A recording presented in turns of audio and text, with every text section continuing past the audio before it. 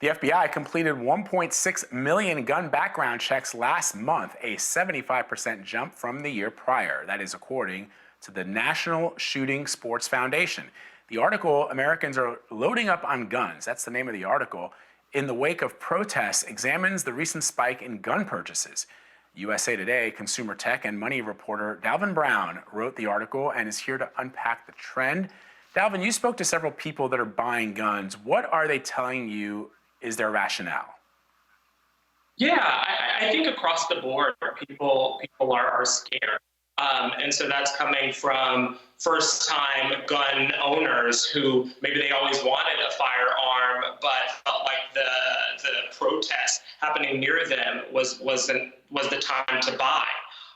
This is also coming from longtime gun owners who felt a renewed sense of urgency with the protests happening around them.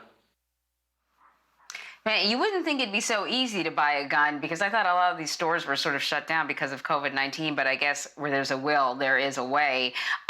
It's not the first time we've seen a bump in gun sales over the past year or so. What are some of the other reasons why people may flock to gun stores?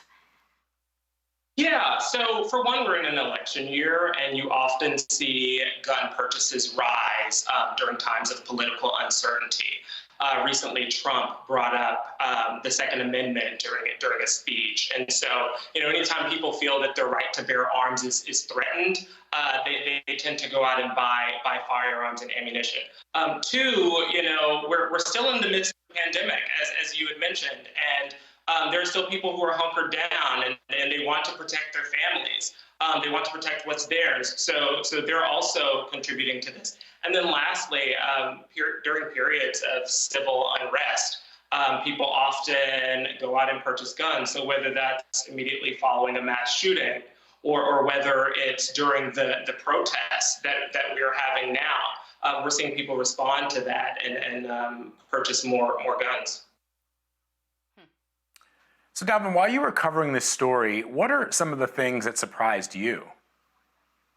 Yeah, so I think the sheer, I guess, the diversity of people who are going out and purchasing guns, right? So I spoke with people of all races, all ages, all adults, but certainly younger adults and older adults as well. In smaller towns, that they're also more guns. We're seeing that trend in larger cities. So I think just the diversity, and then also, people said that they don't want to have to use them. Every person that I spoke to, bought a gun for a just in case type scenario. So I think what we're looking at are gun sales stocks there that I see the graphics. So, stocks are up as well. Can you sort of tell us, what does this trend say to you? Yeah, I think investors are responding to seeing an opportunity and responding to the increasing demand. So not only do you have protests where you have, cops and protesters standing off, but you also have the FBI releasing its background check data.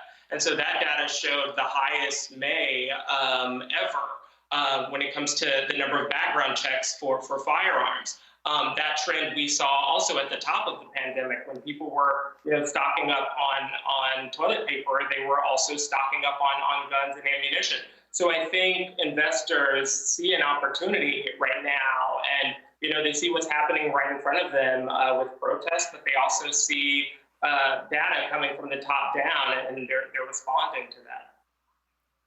Yeah, in times of upheaval and uncertainty, there are clearly people who know how to, make a dime off of it. Dalvin, really interesting stuff. Thank you so much for joining us today. Yeah, thanks for having me.